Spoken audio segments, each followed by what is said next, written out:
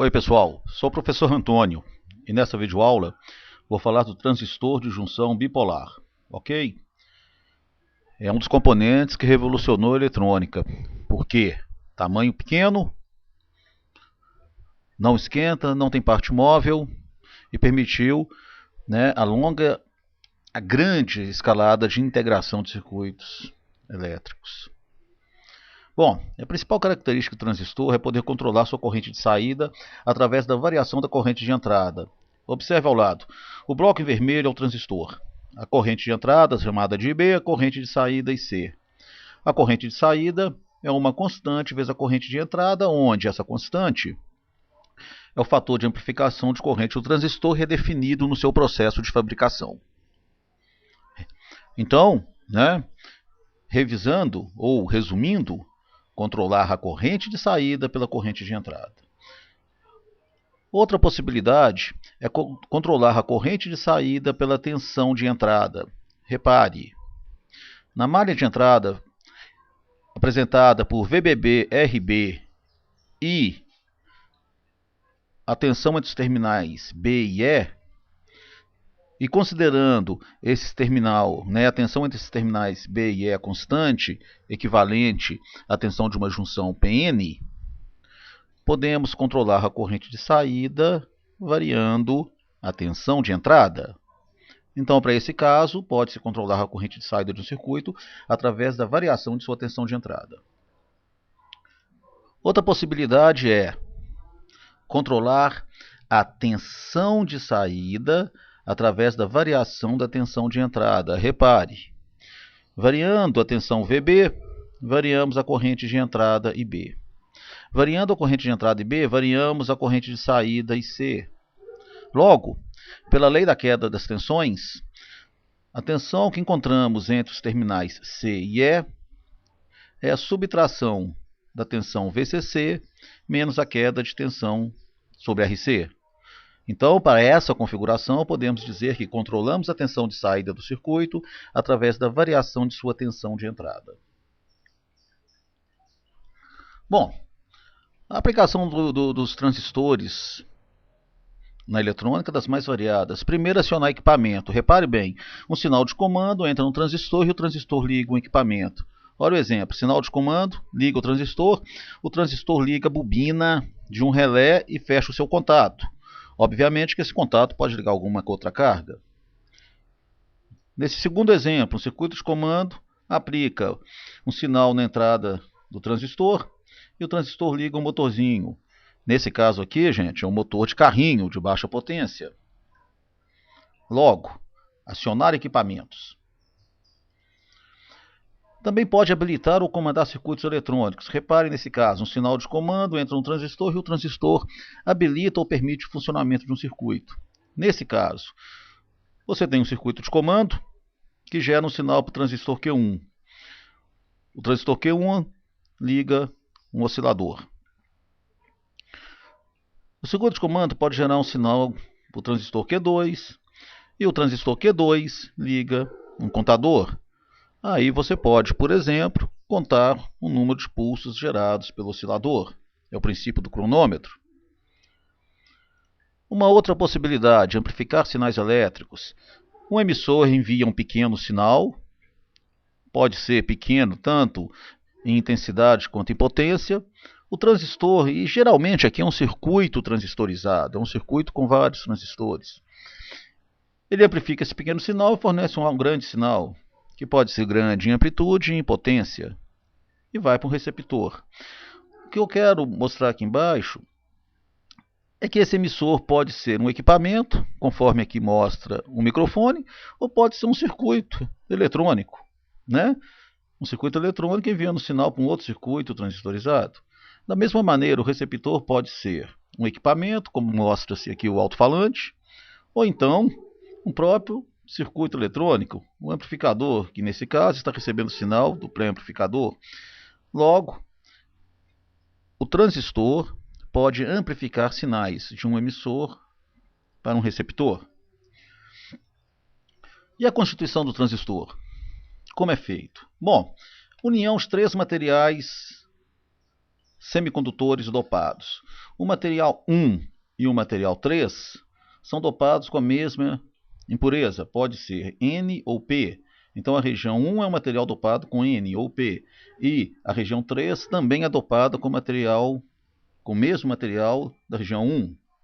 E a região 2 é dopado com material oposto, ok? Oposto aos da região 1 e 3. Assim, temos, por exemplo, se o material da região 1 for dopado com material N, o da região 3 também será N, excesso de cargas negativas, excesso de cargas livres negativas, e o material 2 será dopado com material P. O símbolo aparece ao lado, onde esse primeiro sem o círculo normalmente é aplicado para transistores de baixa potência, e esse com círculo para transistores de maior potência, mas no esquema é comum encontrar os dois indiscriminadamente. Essas indicações C, B e E se relacionam a terminal de coletor, terminal da região de base, terminal da região de emissor. Elas não aparecem no desenho. Está aqui apenas como recurso didático. Outra coisa a observar. Quando o material da região 1 se encontra com o material da região 2, temos aqui uma junção PN. A mesma coisa quando o material da região 3 se encontra com o material da região 2, outra junção PN. Então, uma junção chamada de base emissor e outra junção de base coletor. É possível também um transistor onde a região 1 é dopado com material P, cargas elétricas, cargas livres positivas, lacunas. A mesma coisa o material da região 3, cargas livres positivas, lacunas. E a região 2, material cargas livres opostas, cargas livres negativas, ou seja, elétrons livres. O símbolo está ao lado e repare, a diferença é só o sentido da seta. Nesse caso, a seta está entrando na junção de base. Ok? Esse transistor, então, é chamado de PNP. Bom, para que o componente possa funcionar de acordo, é necessário que ele seja alimentado com tensão contínua. E é necessário duas tensões. Uma entre o terminal de base e emissor, e outra entre o terminal de base e... outra entre o terminal de coletor e emissor. É fundamental que, se o transistor for NPN, a tensão no terminal de base seja mais positiva que no terminal de emissor, e a tensão no terminal de coletor seja mais positiva que no emissor. Se o transistor for PNP, é fundamental que a tensão no terminal de base seja menos positiva, ou mais negativa, se você preferir, que no terminal de emissor. E o mesmo acontece na alimentação de coletor. O potencial do coletor tem que ser mais negativo ou menos positivo que o do emissor. Ainda sobre polarização, repare, o que apresentamos no slide anterior não se aplica agora. Eu não posso fazer esse tipo de alimentação, porque a tensão VBE é a tensão da barreira de potencial base emissor. Se o transistor é de silício, ela é aproximadamente 0,7. Então, se o transistor estiver em funcionamento, esse potencial é 0,7 volts, aproximadamente. Então, a tensão VBB precisa de um resistor entre a tensão de polarização e essa junção base-emissor, porque em qualquer situação, essa tensão será aproximadamente 0,7. Se não houvesse esse resistor, não teria como fazer essa polarização. E o mesmo acontece no coletor. Se a corrente de coletor pode variar, porque o objetivo desse componente é controlar a corrente de saída através da variação da corrente de entrada, é necessário que haja uma queda de tensão em RC. Porque imagine, se a corrente de base aumenta, a corrente de coletor aumenta, a VCE tem que diminuir. Esse componente é chamado ativo, porque a maneira de manter, fazer o controle da corrente de base através da variação da corrente de entrada é variando a tensão entre os terminais de coletor e emissor. Finalmente, por que polarizar diretamente a junção base-emissor? Repare só, quando polarizamos a junção base-emissor, e essa tensão é suficiente para vencer a barreira de potencial entre esses materiais, a carga livre do emissor ela se difunde em toda a região base-emissor. toda essa região ficará repleta de cargas livres. Além disso, a bateria vai, né, injetar mais elétrons livres nessa região. Vamos considerar o seguinte, olha, a bateria é um reservatório muito grande de cargas livres. Então, essa região ficará abundantemente carregada de cargas livres negativas, nesse caso, no transistor NPN. Pois muito bem. Teremos então duas funções. A primeira, né, a função da polarização base-emissor, é romper a barreira de potencial base-emissor e aumentar a quantidade de cargas livres nessa região equivalente formada. Por que polarizar o terminal de coletor? Vamos lembrar, o terminal de base está polarizado, falamos anteriormente. Agora, como estabelecer a corrente de coletor? É o seguinte, quando alimentamos, né, olha só o material está repleto de cargas elétricas negativas, no caso o transistor NPN, repetindo. Então os elétrons livres, para que ele se movimente do terminal de coletor para o terminal de emissor, é necessário que haja uma força que atraia ou que movimenta essas cargas livres. Essa força é produzida pela bateria externa. Essa bateria é ligada entre os terminais de coletor e emissor. Então o potencial positivo da bateria atrai essas cargas negativas e eles passam pelo terminal de emissor. Só considerar o seguinte, a corrente de emissor tem que entrar a corrente de coletor tem que entrar pelo emissor. Quando ela entra pelo emissor, ela encontra aqui também a corrente de base. Então, no emissor, estamos somando a corrente de coletor e a corrente de base. Outra coisa a observar, a junção de base ela é fracamente dopada e ela é muito estreita. Então, a maioria dessas cargas livres, a maioria são atraídas pela fonte de coletor e passa direto para o terminal de coletor. Uma pequena quantidade apenas passa pelo terminal de base.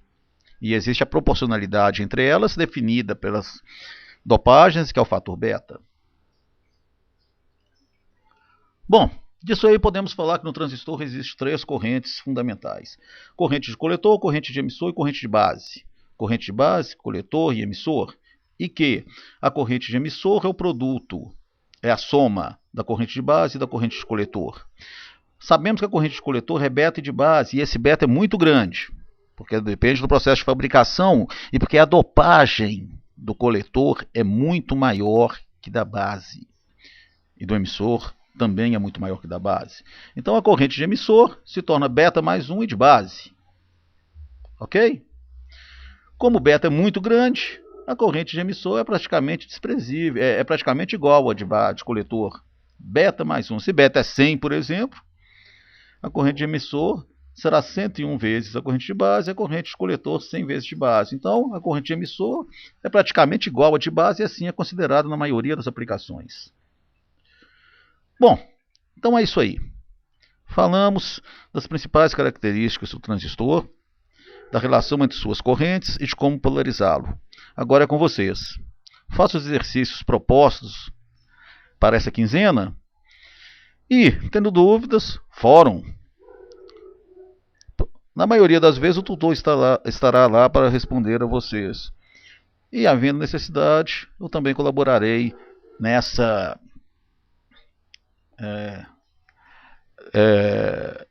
tentativa de sanar dúvidas, ok? Até a próxima, pessoal.